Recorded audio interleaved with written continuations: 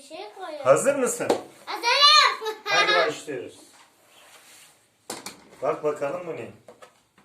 Canavar arabası. Canavar arabası. Bu diye yapayım. Ay. Aferin. Canavar kardeş. Bu ne bakalım? Kalemlik. Kalemlik. Aferin. Hay. Peki bu ne? Melodika. Melodika. Bunu da bildi. Peki bak bakalım bu ne? Kitap. Kitap. Hangi kitap? Bu kitapçı kedi. Hani sen çok seviyorsun ya bu kitabı. Peki bu ne? Marakas. Aferin sana. Ama sesine bir bakın. Bak bakayım. Çarpışınca kırılıyor. Evet bunu da bildim. İçindeki toplar düşüyor. Peki bu ne? Çok kıymetli bir şey. Ee, Her yerde bulunmuyor artık. Ne bu? Kolonya. Kolonya. Aferin sana. Bunu da bildim.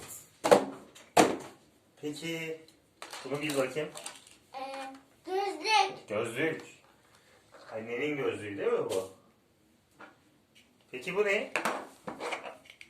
Lego. Lego. Aferin bunu da bildin. Peki bu? Hadi. Kalem.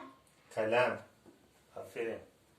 Hangi kalem? Yeşil renk bu. Peki bu?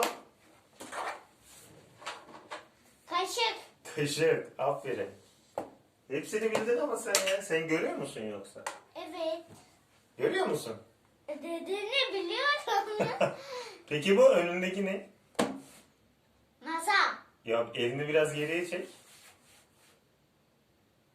Bak hemen orada önünde. Dokun ona. Biraz ileri. Bak burada. Heh. Ne ya?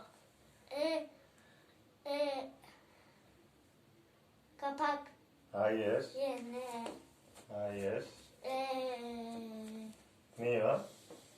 Hani parmağı böyle takarlar. Yüzük. Yüzük. Aferin sana.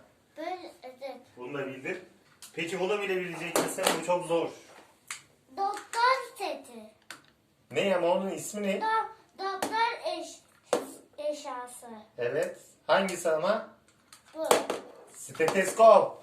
Stetoskop. Aferin sana. Çak bakalım. Çak. Çak. Hepsini bildin.